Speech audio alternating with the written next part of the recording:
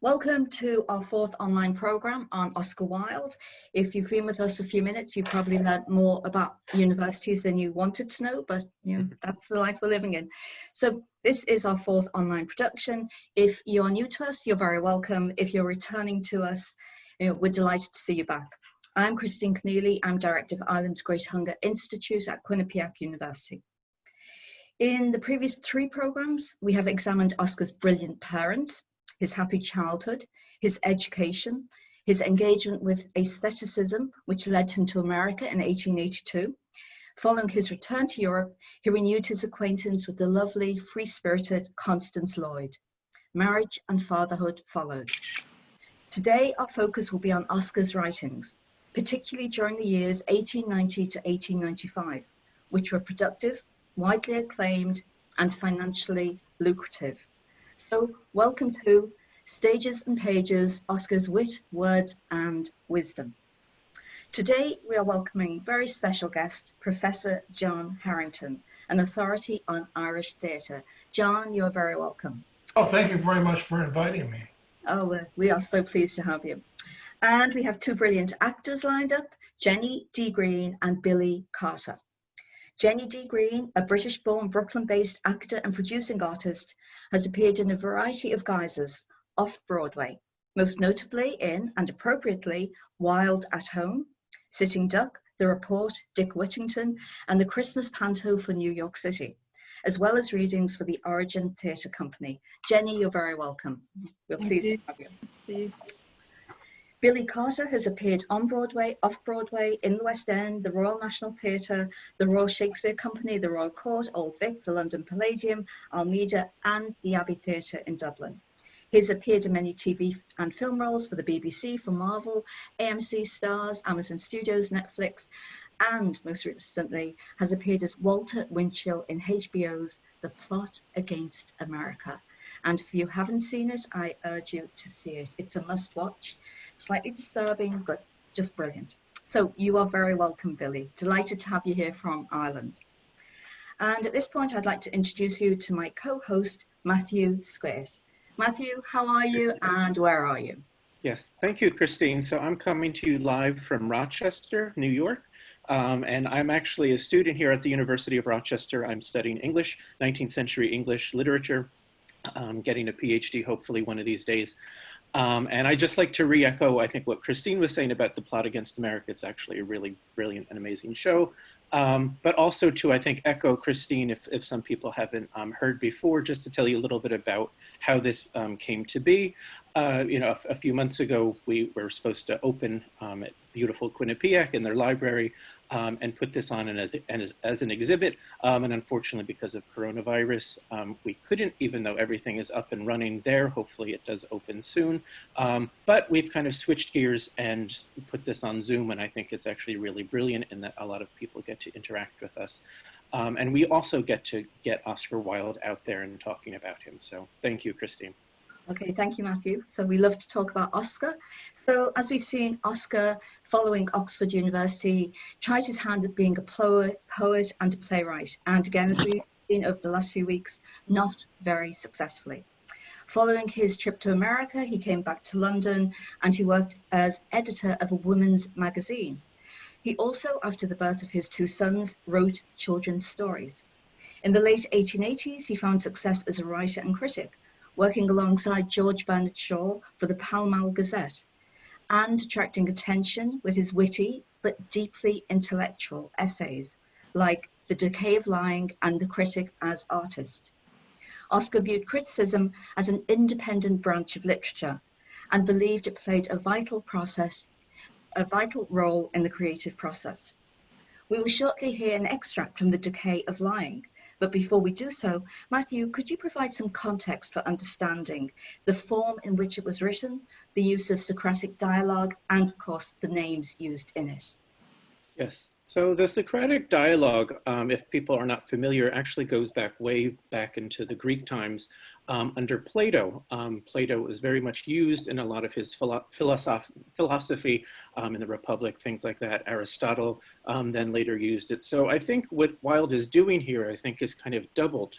On the one hand, you have a Socratic dialogue that kind of speaks to his love of the classics. Now, he was a classic scholar, as we discussed briefly in other iterations of this program. But I also think that it was important to Wilde to kind of engage with his ideas and not really just present them as his, but I think to complicate them for what they are. Because if you do read Critic as Artist or something like The Decay of Lying, it's not as cut and dry as it is. You actually have a lot of doubt, within this dialogue where the two characters, Cyril and Vyvyan, actually are, in dialogue. And at various points, Cyril, is taking Vyvyan to task for certain things that he's saying, or, complicating what he is actually doing.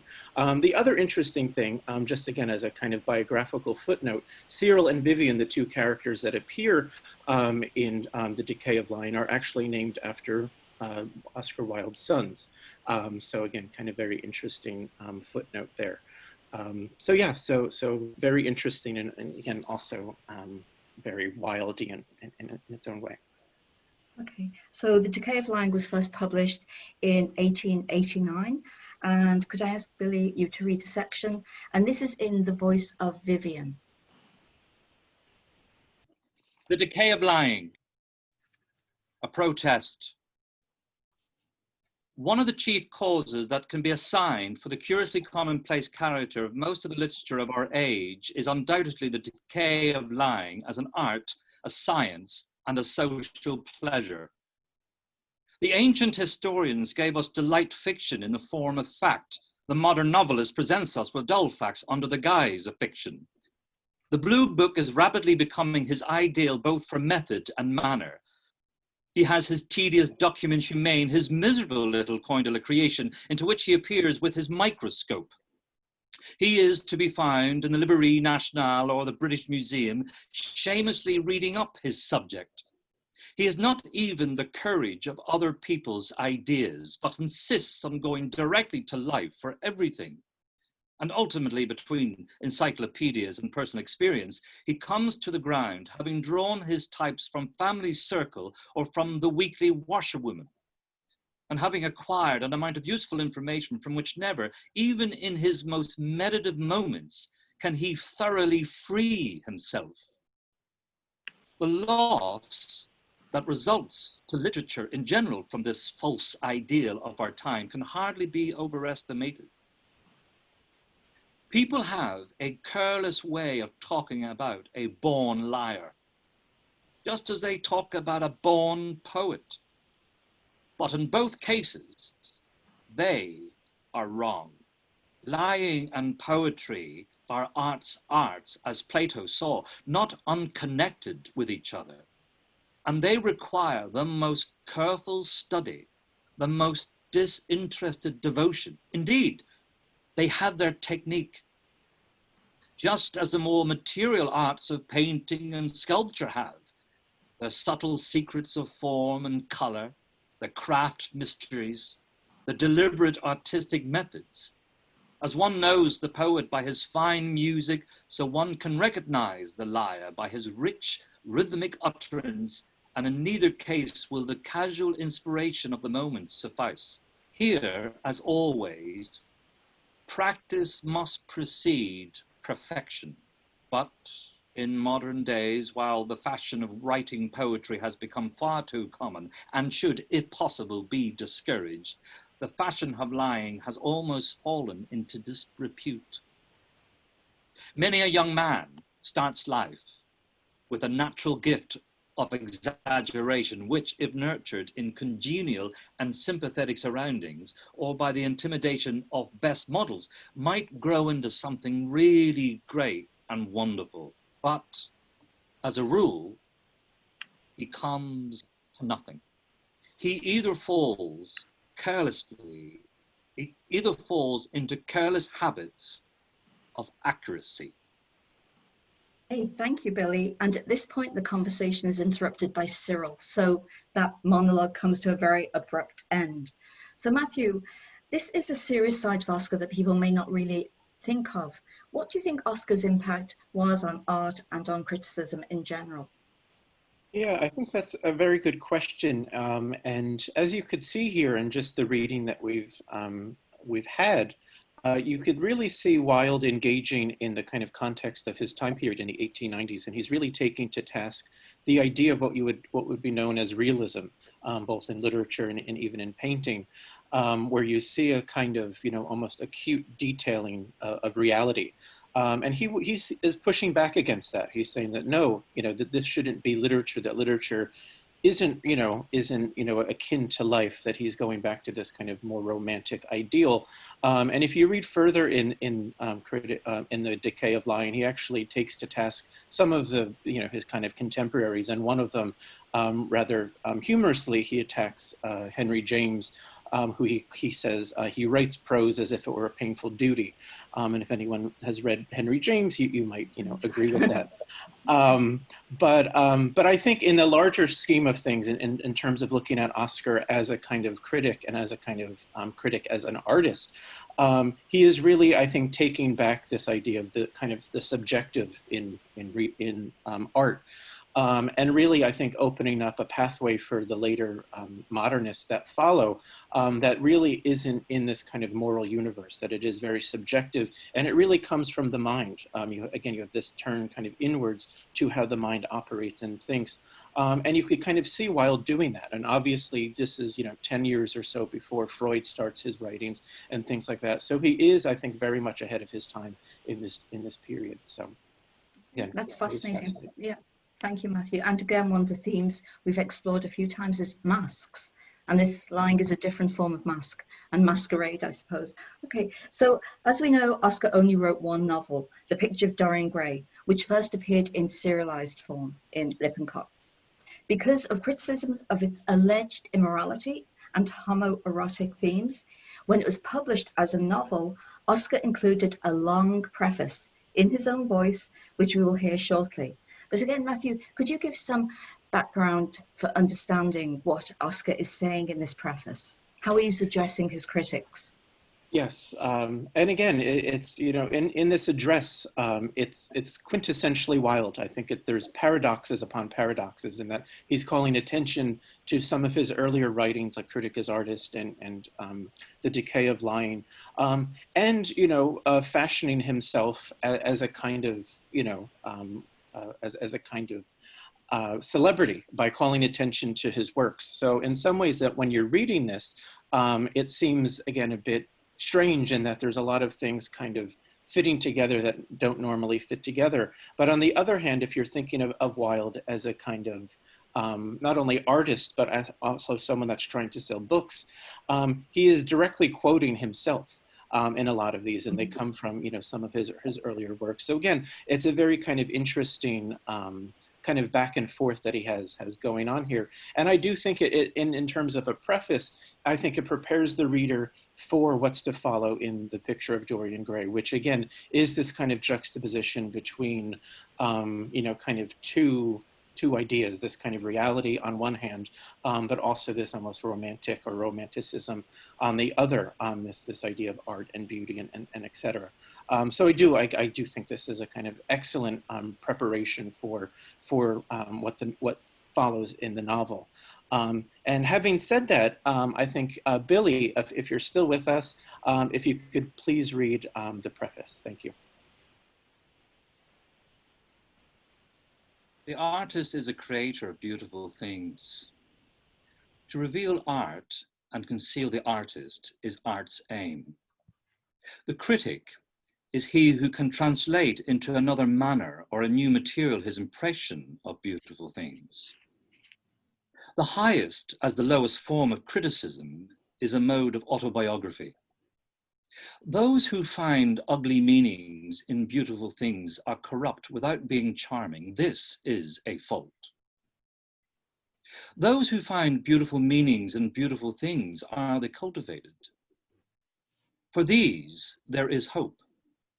They are the elect of whom beautiful things mean only beauty. There is no such thing as a moral or an immoral book. Books are well written or badly written, that is all. The 19th century dislike of realism is the rage of Caliban seeing his own face in a glass. The 19th century dislike of romanticism is the rage of Caliban not seeing his face in a glass. The moral life of man's forms parts of the subject matter of the artist, but the morality of art consists in the perfect use of an imperfect medium. No artist desires to prove anything. Even things that are true can be proved. No artist has ethical sympathies. An ethical sympathy is an artist in an unpardonable mannerism of style. No artist is ever morbid. The artist can express everything. Thought and language are to the artist instruments of an art. Vice and virtue are to the artist materials for an art. Now, from the point of view of form, the type of all art is the art of the musician. From the point of view of feeling, the actor's craft is the type. All art is at once surface and symbol. Now, those who go beneath the surface do so at their peril. Those who go beneath the surface, all art is a surface and symbol. Those who go beneath the surface do so at their peril.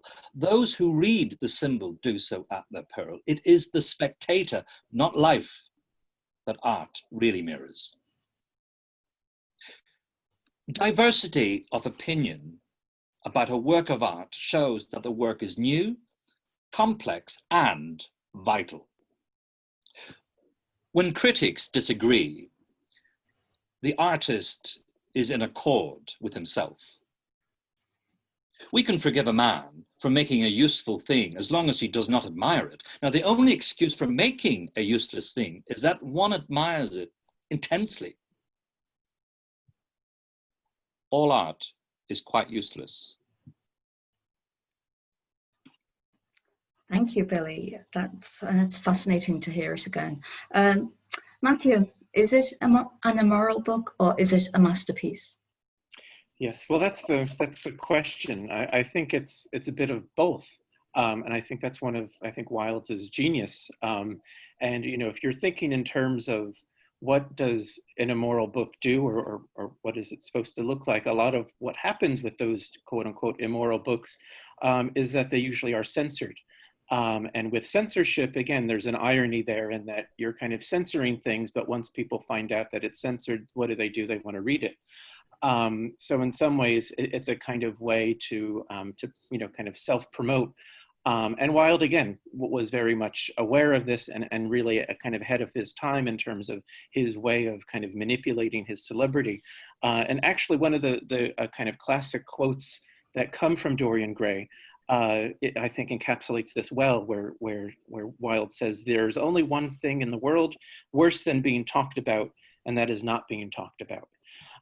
So again, I think you get a sense of I think the beauty of Dorian Gray, and really I do think not only is it popular, but I think it does anticipate in terms of its, in terms of its themes, a lot of what is to follow in the 20th century. And again, if you're looking at it in terms of just censorship alone, you look at the work of his fellow Irish kind of compatriots like George Bernard Shaw, who again had to go through a lot of censorship with his early plays, Mrs. Warren's Profession being one of them.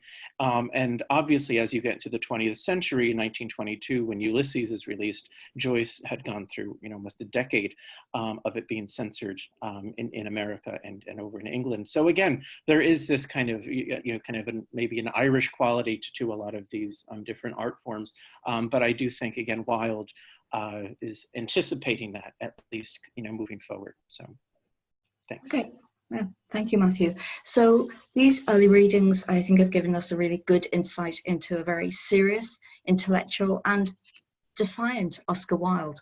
But the Oscar Wilde we want to now talk about is the delightful Oscar Wilde that many people remember him as and define him as. So around this time, 1890, Oscar started to write society plays, and they continue to enthrall audiences today. And to remind you of the wit of Oscar, Jenny is going to read an extract from A Woman of No Importance. that came out in 1893, in which Mrs. Allenby provides an explanation of what constitutes an ideal man. Talking of, Matthew, Yes. could you please set the scene?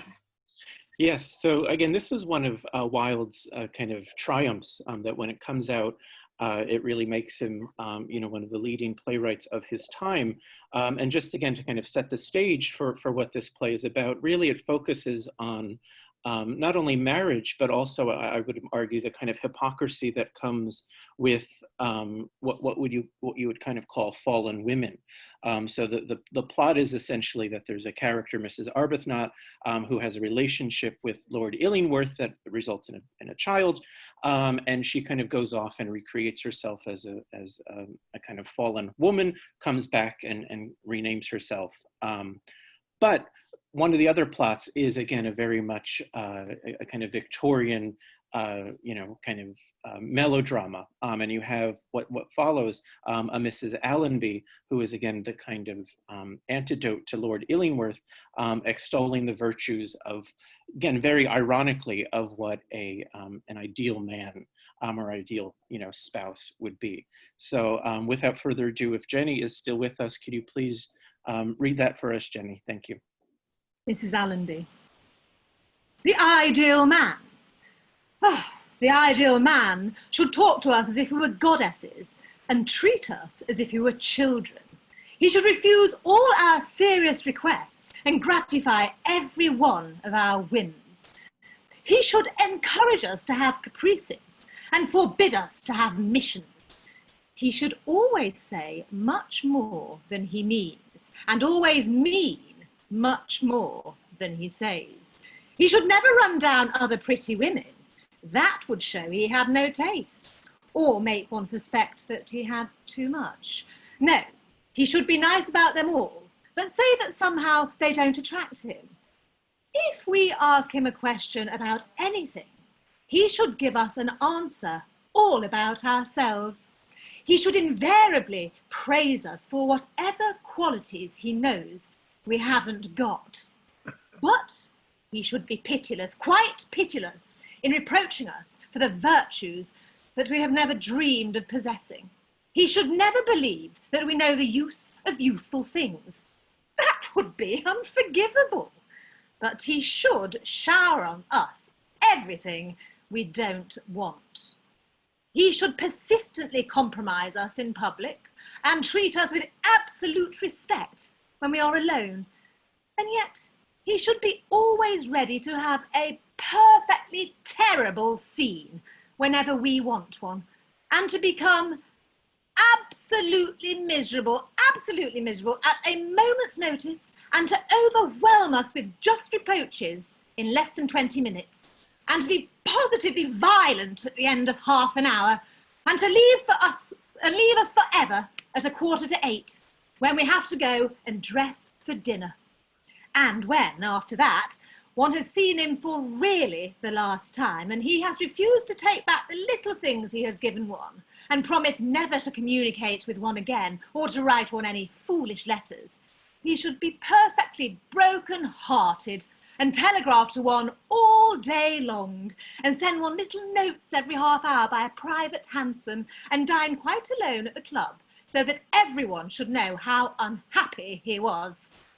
And after a whole dreadful week, during which one has gone about everywhere with one's husband, just to show how absolutely lonely one was, he may be given a third last parting in the evening, and then, if his conduct has been quite irreproachable, and one has behaved really badly to him, he should be allowed to admit that he has been entirely in the wrong. And when he has admitted that, it becomes a woman's duty to forgive. And one can do it all over again from the beginning, with variations. Thank you, Jenny. That's great. Thank you. So this is the perfect time to introduce our special guest, who is Professor John Harrington, who is Dean and Professor Emeritus of Fordham University. John's books on Irish culture and theatre include The Irish Beckett, The Irish Play on the New York Stage, The Life of the Neighbourhood Playhouse on Grand Street, and the Anthology of Modern and Contemporary Irish Drama. John, you are very welcome. Thank you for joining us today. Thank you So, for John, inviting me. that's brilliant. So, John, can I ask you, when did Oscar first come into your life? Yeah, that's a very good question, you know, that you don't hear so often and interested me. But let me just preface it by saying I'm really delighted, you know, Matthew and Christine and people behind this kind of a project, and especially, you know, taking an exhibit and then bringing it outside the walls a little bit too. It's very, very exciting kind of stuff. I think probably that the first time I met Oscar Wilde was in the form of the picture of Dorian Gray, for a lot of the reasons that Matthew was just pointing out. I mean, it was rumored to be immoral and disapproved of by the upper class. And I was a teenager, and that's exactly what I was looking for, you know, things that were immoral and disapproved. And so that's what brought me into it. I think, you know, since then, it really has been the plays that I keep coming back to more often. And you see productions, they stay on the stages. And I think that this is really what has kind of kept me most interested in Oscar Wilde to date. Okay. So over the last few weeks, we've looked at some of the women in Oscar's life. Speranza, his incredible mother, his wife Constance, and his friends. He had many female friends who remained loyal to him and vice versa. Can you talk about the women in his plays who ultimately always seem to be such strong characters? Yeah, well, they are strong characters, and partly this is a kind of a framework that is somewhat traditional in comedy, which would be to invert the power structure that's patriarchal. I mean, going back to Euripides, really, to think about that. And I think they are strong, but I think in the Wilde's plays, I'm mostly interested in the social criticism of really a very effective critique of vanities. And I think the women are not spared any more than the men are for that. He's an equal opportunity satirist, approaching all. You know, if you thought, for example, about Gwendolen and Cecily and the importance of being earnest, I mean, and the fascination with the name Ernest instead of the quality of earnestness, and how that is a corrective to different things. So I think Wilde is very focused as much on women's vanities as much as on male vanities. Mm-hmm. I agree, but I think he still makes some incredible female characters, which I think was ahead of his time.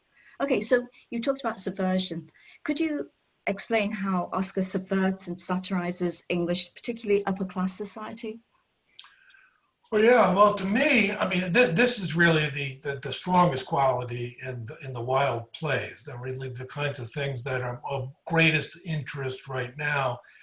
I mean, I would like to separate the enormous biography and personality and the tragic figure and all of that. I mean, that's a cultural impact, very important to the 20th century and the 21st. But I think in literary terms, it really is the plays that endure because they are really quite focused on people's vanities. Now, and I was thinking recently too that, you know, one of the biggest problems in satire and writing satire was really memorably put by Jonathan Swift, another Irish satirist too. And he said that the greatest problem in writing satire is that the people who you want to see themselves in it never ever do. Right, and of course this becomes the Wilde thing. I mean, to me, he's quite focused and eviscerating really on late Victorian hypocrisy and vanity, and yet the plays were enormously popular, particularly with the people who Wilde thought of as being, you know, most hypocritical and most vain.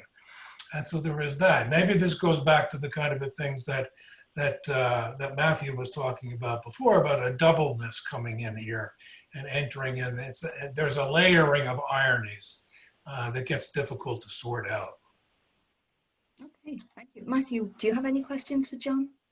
Yeah, John, again, thank you. Just to reiterate what Christine said, thank you for being here. It's a pleasure. And I think just to kind of go off your last answer to the question, if we think of kind of 19th century theater, usually, you know, when we study it, we don't really study all 100 years of it. We seem to only study like the last 10 or 15 years of it with Shaw, Wilde, you know, Ibsen, if you're looking outside of England. And so to that question, I guess, what made Wilde different, or what made his plays different versus what maybe came before him? And maybe how do you see that in his plays? Yeah, well, I think what is original about Wilde, particularly say if we take the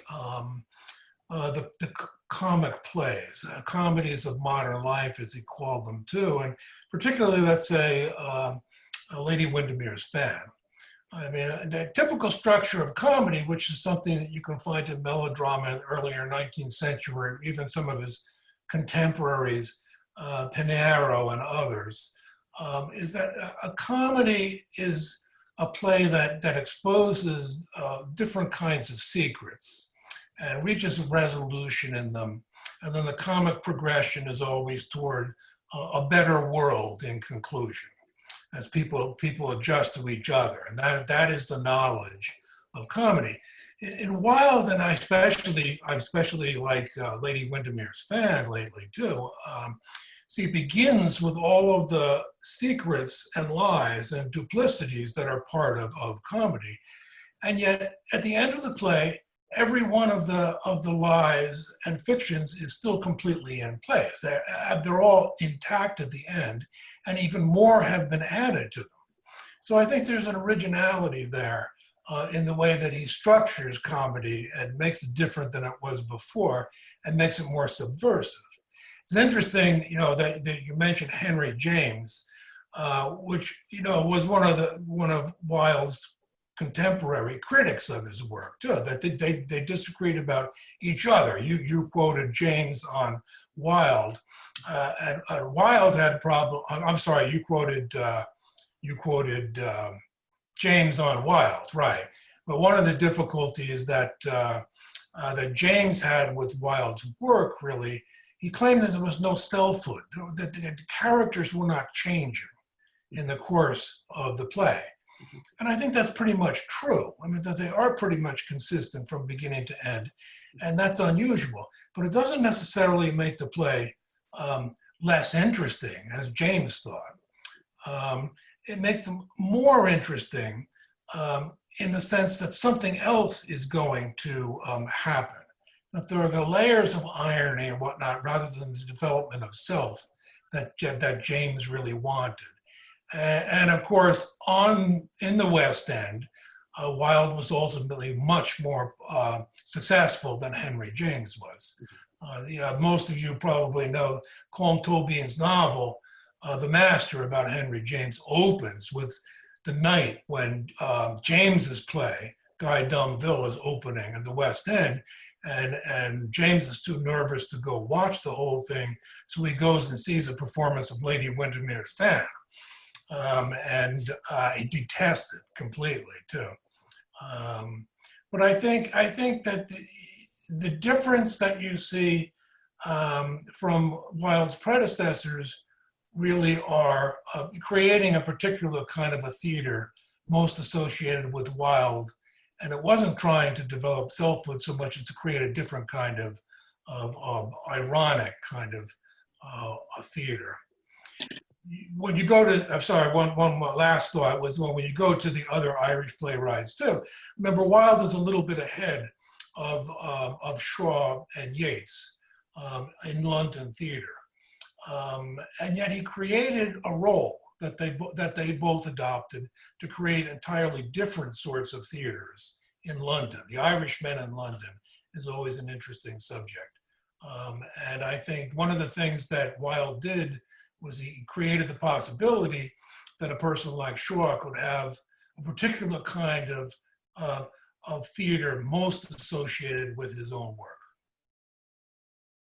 John, we'll leave it there for now. Thank you very much. It's fascinating. Will you stay with us? We may have some questions for you. Oh, absolutely.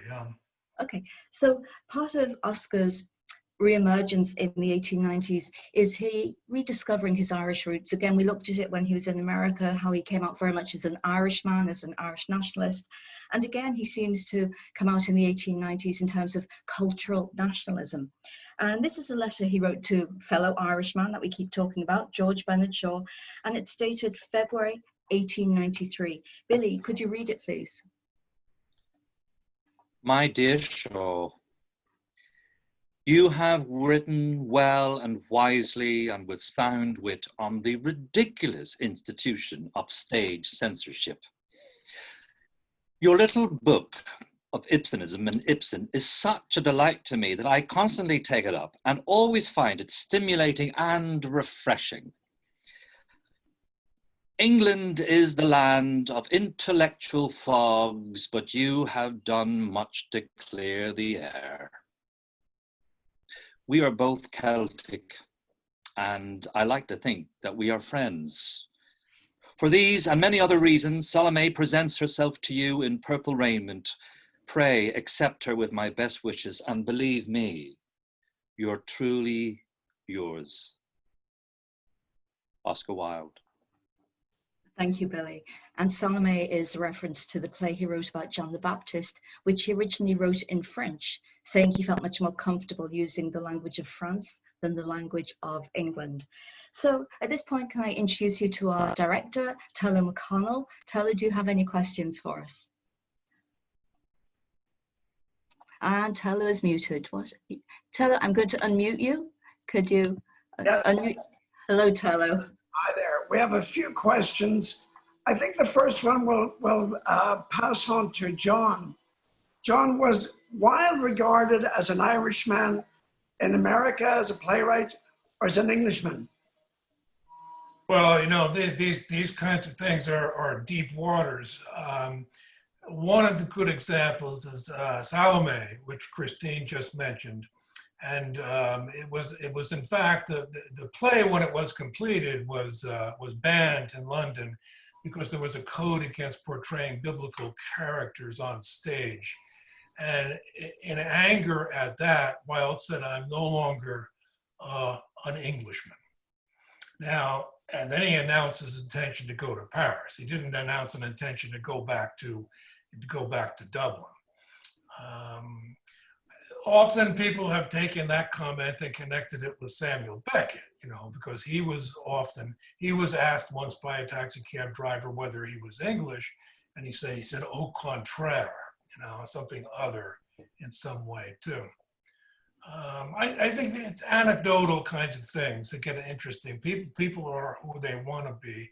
One of the things that came up when I was thinking, you know, yesterday we all had this tsunami of Bloomsday, you know, kind of a global Bloomsday. And one of the things that I was thinking about was that not really the James Joyce we often think about. When he was in Zurich at the end of World War I, he started a theater company. He was co-founder of a theater company, and he called it the English Theater. Now that was partly in reference to the language rather than nationality, because he was performing before the Swiss too. But when he founded the English company, the first production was The Importance of Being Earnest. That's why he keeps coming back to Wilde. Oh, Taylor is muted again. Why? Okay, Taylor. Okay. So a question for Matt from Jeffrey. Matt, did Wilde revise Dorian Gray for publication as a book in response to the criticism when it was serialized? He did, yes. When it first came out as a serial in Lippincott's magazine, it was sensational. I'm kind of overusing that word, but it was so shocking at the time that he was forced by his publishers that when they were making it into a novel to kind of delete some of the passages and rewrite others.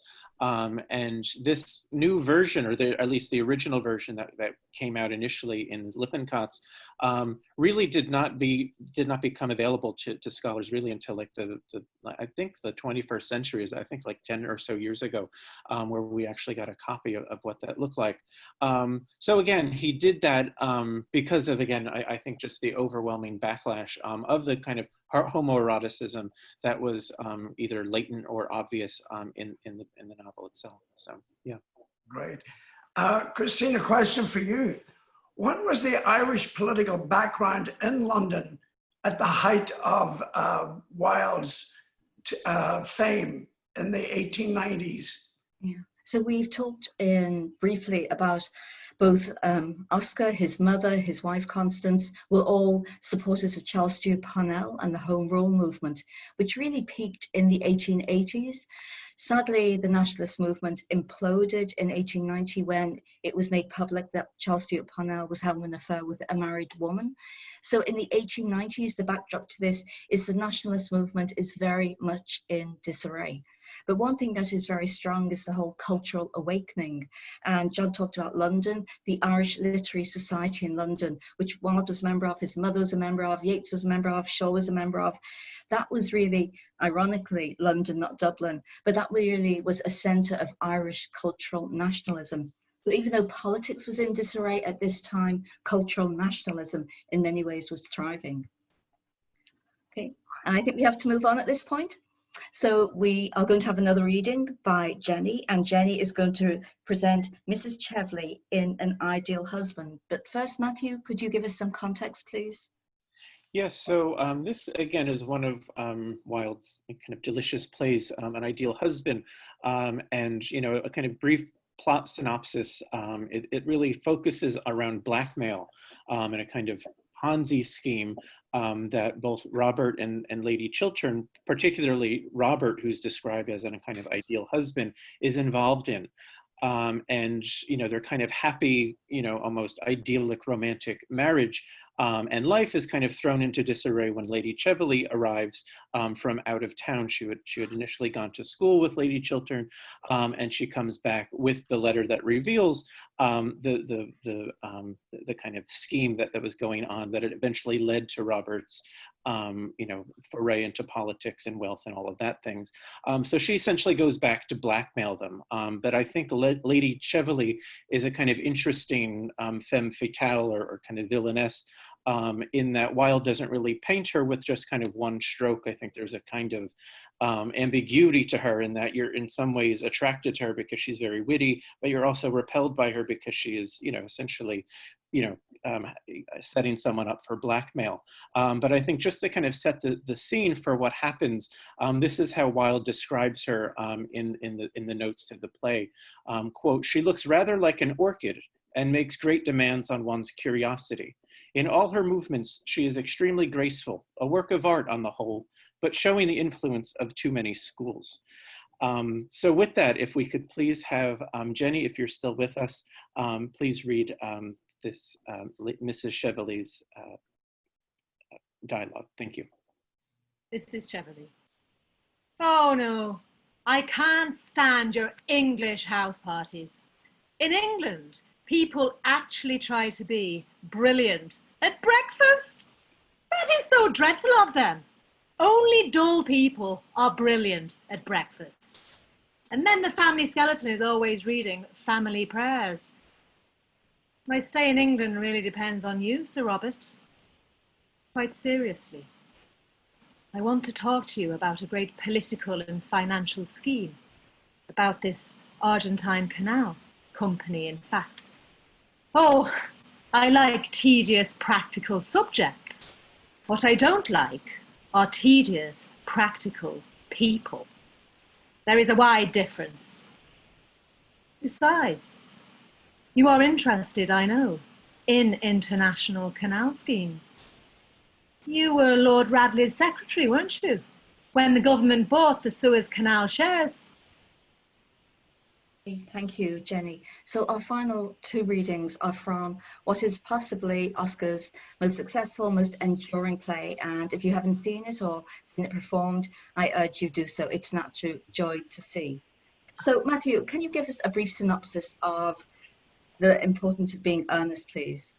Yes. The importance of being earnest, I think if you're thinking in terms of Wilde's canon, I think it's the kind of, creme de la creme, the one that that is constantly alluded to, as John pointed out, with someone like Joyce.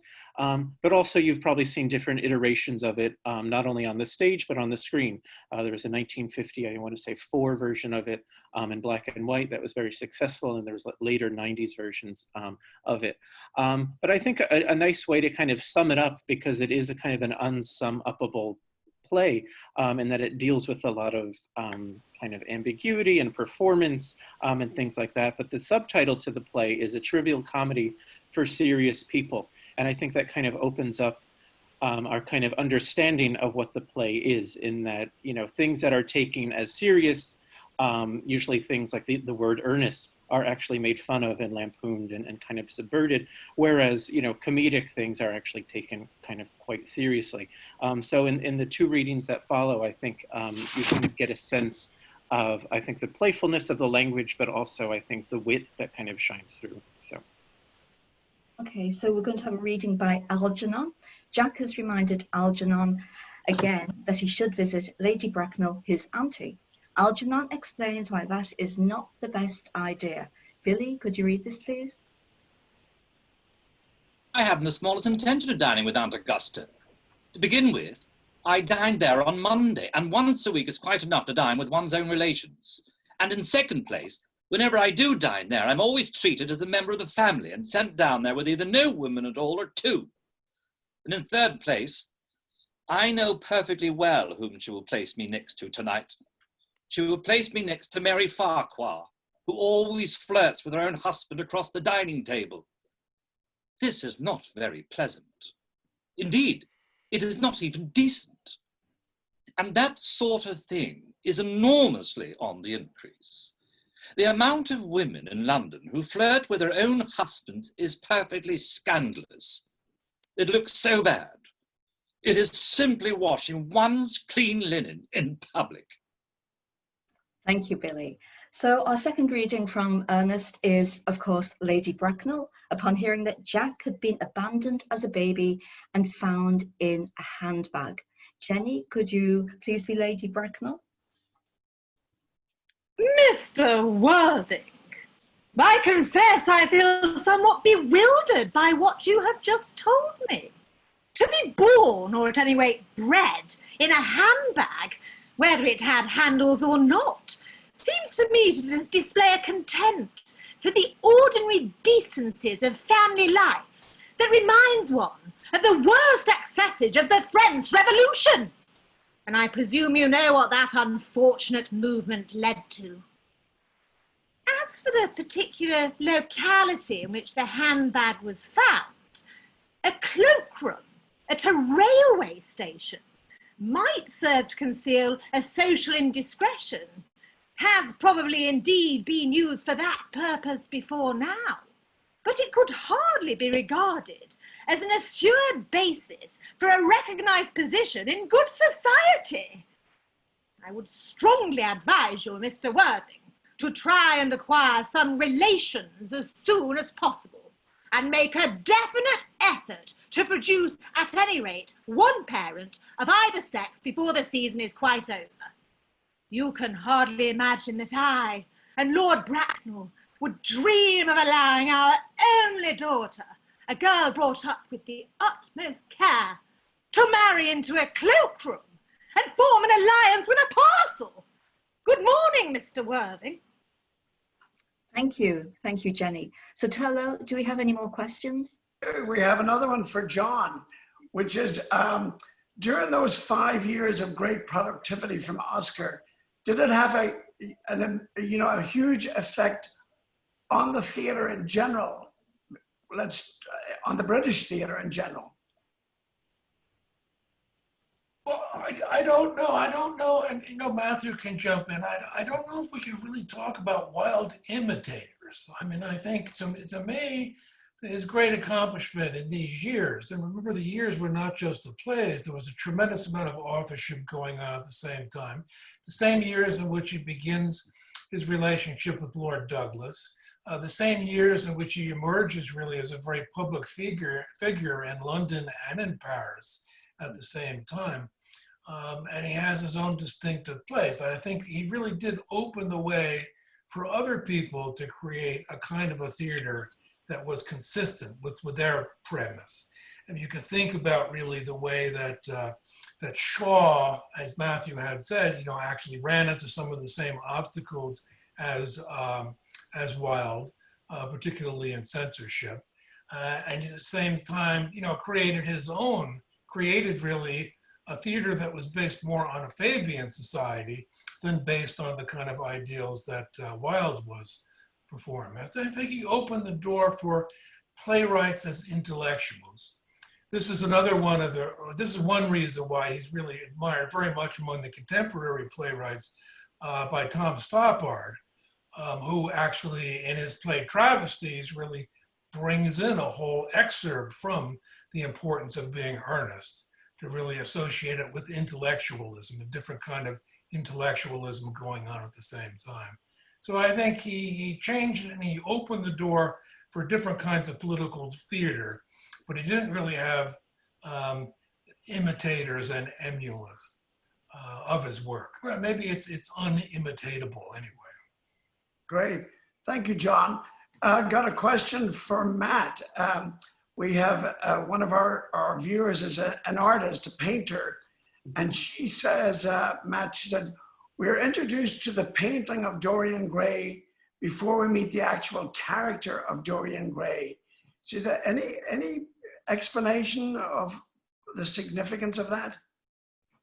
Yeah, I mean, that's a very interesting question. And, I would say, I think it's attached to possibly Wilde's philosophy. Again, you go back to the truth of, or the decay of lying, where he's talking about, art imitates life far more than life imitates art. This idea that art precedes life, that we take our understanding from life from art, that how would, and he says something towards the end of Decay of Lying, how would we understand, looking at a sunset or a landscape if we didn't have, an artist's rendering of it to kind of imagine it. So again, there's this, I think, kind of paradoxical quality. And I think in terms of Dorian Gray, that's connected to the kind of the interesting themes of the novel, which again are very much about this idea of kind of artifice, the idea of a painting, and its connection to the human, because obviously I don't want to spoil the play for everyone, but essentially, that this painting serves as a way to kind of keep the character Dorian Gray young, and that all of his kind of, illicit behaviors, he goes and, smokes opium and goes around town, actually make the painting kind of deteriorate and get ugly and et cetera. I think there was a PowerPoint slide that Christine had on that earlier. So again, I do think there's, again, that kind of interesting connection between life and art that I kind of think runs throughout the novel. Great. Christine, I did just get an email, you'd be pleased to hear, from Colm O'Gorman, who's the director of Amnesty International Ireland, and he would be delighted to be the special guest next week. Okay, so that's very appropriate. So just as a wind-up, we know that as Oscar was enjoying success on the West End and Ernest was being premiered, dark clouds were gathering due to Oscar's private life, particularly surrounding his relationship with Lord Alfred Douglas. This relationship and Oscar's very public fall from grace will be explored in next week's programme. We hope you will join us. So at this point, I want to thank Professor John Harrington. You are fantastic. You're just the right person to have. So thank you so much for joining us. And our readers, Billy and Jenny, brilliant, great tribute to Oscar, and then all our team. And if you want any more information about next week's program or about this series in general or about the elusive exhibition, go to go.qu.edu/Wilde. So thank you all very much, and be safe and be well. Thank you.